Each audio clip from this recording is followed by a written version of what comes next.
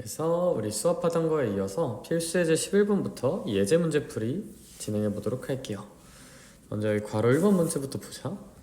얘 각변환을 할 건데 항상 종류를 결정해야 되고요. 부호를 결정해야 돼요. 그럼 일단 분모에 2가 있으니까 종류가 바뀌어야 돼. 코사인 세타로 바뀌어야 한다. 이제 4분면에 대한 고민을 조금만 해주자. 요 친구 같은 경우는 2분의 3파이 270도니까 요만큼 해서 세타만큼 더 가야 되니까 선생님 4, 4분면이네요. 얼사탄코니까 4, 4분면에선 코사인은 플러스고 사인은 마이너스야. 그러니까 여기 결과는 마이너스가 하나 붙어줘야 돼. 이렇게. 자, 그럼 이제 우리 이 친구도 볼까요? 코사인 파이 마이너스 세타. 이 친구 같은 경우는 파이로 연결돼 있으니까 종류가 바뀌면 안 된다. 그냥 코사인 세타다. 4분면에 대한 생각을 해볼까? 이제 파이만큼 가는데 세타만큼 빼는 거니까 파이만큼 갔다가 180도 갔다가 세타만큼 뒤로 가야 돼. 시계 방향으로. 그러니까 몇 사분면이다? 2사분면. 2사분면이면 사인만 플러스니까 이 친구는 마이너스죠. 그래서 마이너스 코사인 세타다 라고 생각을 하면 된다. 이렇게. 선생님 얘는요? 이제 우리 이 친구 같은 경우는 탄젠트니까 얘들아, 근데 우리 이런 건 어차피 제곱이 있잖아요. 그럼 사실 부호가 안 중요해요. 왜냐하면 제곱이 어차피 사라지니까. 마이너스가 생기든 말든 제곱한 부호가 사라지니까 쟤는 별로 안 중요해. 그러면 선생님 얘는 뭐로 바뀌어요? 탄젠트 세타분의 1로 바뀌는데 일단 그것에 무슨 곱이 될 것이다? 제곱이 될 거야. 부호에 대한 고민은 전혀 없고 분모에 2 있으니까 탄젠트 분의 1이 될 뿐이야. 그러면 이제 최종 정리를 한번 해봅시다. 저 앞에 부분을. 이제 마이너스 코사인 세타가 있어요. 여기. 근데 이제 마이너스 코사인 세타분의 1로 나눌 거야. 이렇게. 얘가 이렇게 분모에 들어가. 얘는. 그 다음에 탄젠트 제곱으로 저게 분모에 있는 거잖아요. 그쵸? 그러면 탄젠트 분의 1의 제곱이 분모에 있다는 것은 결국 탄젠트의 제곱이 곱해지고 있다고 보면 된다. 그쵸? 그러면 우리 이 친구 같은 경우는 그냥 뭐라고 보면 된다? 이거 지워지니까 선생님 요 전체 값이요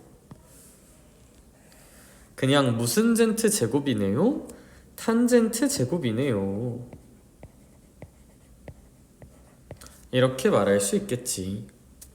자, 이제 반대쪽도 해보십시다. 그쵸?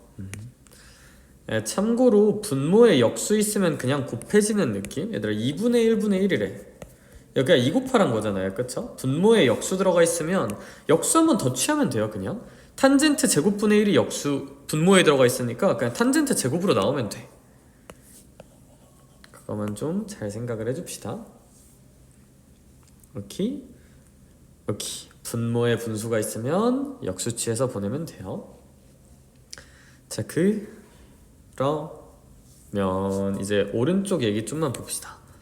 우리 이 친구 같은 경우는 종류가 바뀝니다.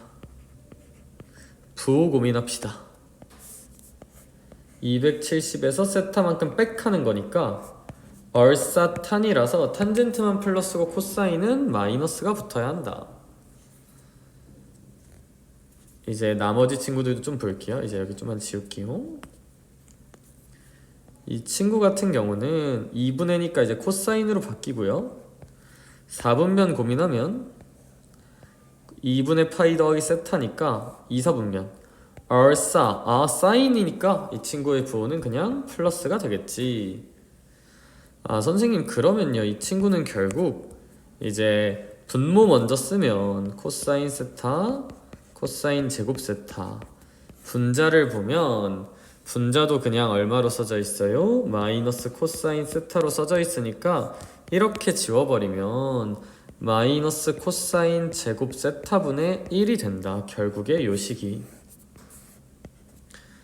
최종 정리합시다. 따라서 우리 이거 전체 값이었던 탄젠트, 근데 코사인이랑 연결해야 되니까 코사인 분의 사인으로 바꿔줍시다. 그러면 우리 이 친구는 마이너스 코사인 제곱분의 1이니까 여기 이렇게 마이너스 1로 채워줍시다.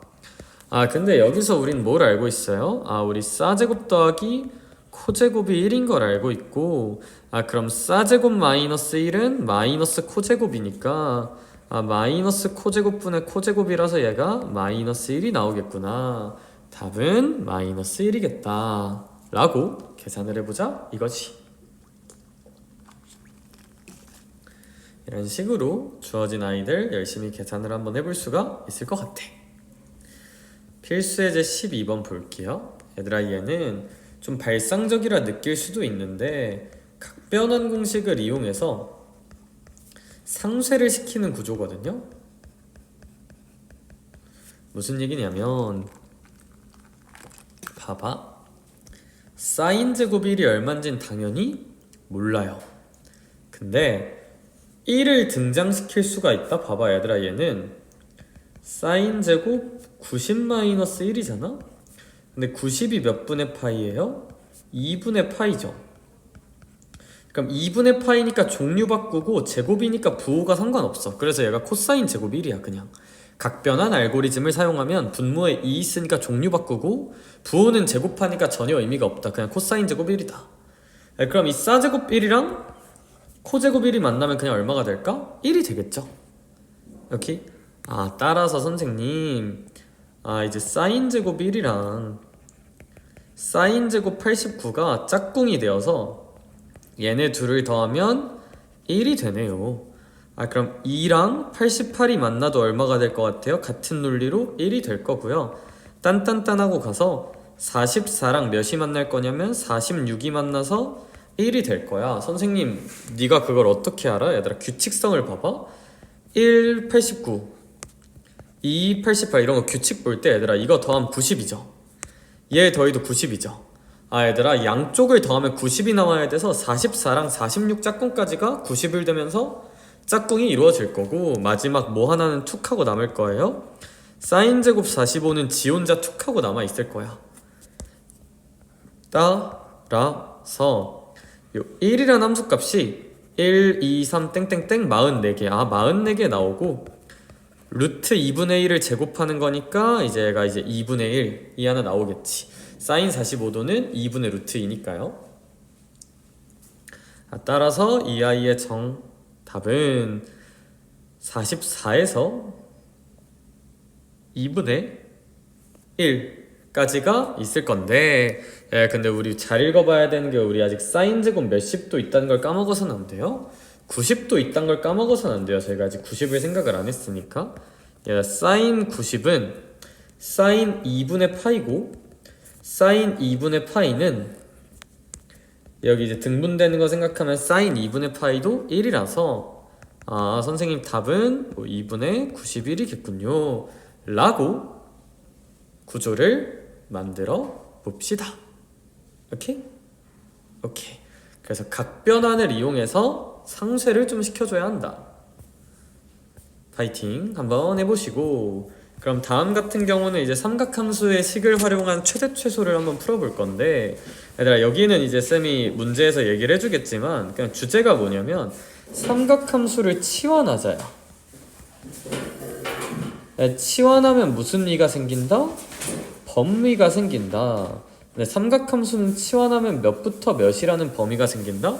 마이너스 1부터 1이라는 범위가 생긴다 를 이용해서 해석을 하자는 주제고, 문제 보면서 같이 한번 치환을 한번 느껴보러 갑시다. 뭐 저기 있는 걸 너무 딥하게 볼 필요는 없고 필수예제 13번을 한번 봅시다. 그럼 필수예제 13번을 보면서 들어야 하는 생각은 무엇이냐? 일단 이 사인 x가 있어요. 마이너스, 얘들아 근데 여기 각이 너무 더럽게 생겼다, 그쵸? 이렇게 못생긴 각을 예쁘게 눈뜨게 만들어주는 게 무슨 변환이었을까? 각변환이었죠. 그래서 얘를 보고 각변환을 해주고 싶다. 얘는 우리가 하던 거랑 다른데요. 얘들아, 똑같은 거야. 왜 다르다고 느끼냐면 마이너스 2분의 파이를 이렇게 앞 앞으로 빼주세요. 우리가 늘 하던 대로. 그러면 이상할 게 없어 얘들아. 분모에 2가 있으니까 무슨 류를 바꿔준다? 종류를 바꿔준다. 따라서 쟤를 sin x 정도로 바꿔줄 건데 이제 무슨 호만 신경을 써보자? 부호만 신경을 써보자. 그럼 마이너스 2분의 파이면 이쪽으로 90도 시계 방향으로. 근데 더하기 x니까 반시계로 조금 더. 그러면 선생님 얘는 1, 2, 3, 4 4분면 위에 각이고, 그럼 얘는 사, 탄, 코를 생각하면 코사인은 플러스야. 얘는 변환 이전 코사인이 플러스니까 선생님 부호는 그냥 플러스로 나오겠네요. 그러면요 이 sin x에서 sin x를 빼는 거니까 요 전체적인 값이 결국 그냥 sin x가 될 거고 더하기 몇 가지 써질 거야? 4까지 써질 거야. 얘들아 근데 우리 sin x란 아이를 별이라고 한번 치환해 볼게요. 그럼 치환하면 범위가 생긴다. sine은 마이너스 1부터 1 사이의 값이다. 그럼 따라서 나는 별 더하기 얼마라는 1차 식에 4라는 1차 식의 최대 최소를 구해야 될 거고, 이 친구는 오른쪽 위로 가는 1차 함수니까 이제 별이 1일 때 이렇게 탕 찍어주면 그때 함수값들은 마이너스 1 넣어주면 3, 1 넣어주면 5라서 최대는 5고 최소는 3이라고 볼 수가 있겠지. 괄호 2번도 마찬가지. sin x라는 아이를 뭐로 치환해주자? 별로 치환해주면 별이 마이너스 1부터 1 사이의 값이 될 거야. 그럼 문제에서 계산하는 게 뭐냐면 절대값 별 마이너스 1 마이너스 2. 그런데 우리 이 친구는 절대값 1차 함수 꼴이니까 2차 함수 꼭지점 그리듯이 1, 마이너스 2를 찍어주고요. 참고로 x좌표 역할을 별이 하고 있으니까 저 지점이 이제 별은 1인 지점이야. 그런데 나는 별이 몇부터 몇까지 볼 거니까요. 마이너스 1부터 1까지 볼 거예요. 그럼 내가 관심 있는 함수 부분은 여기다.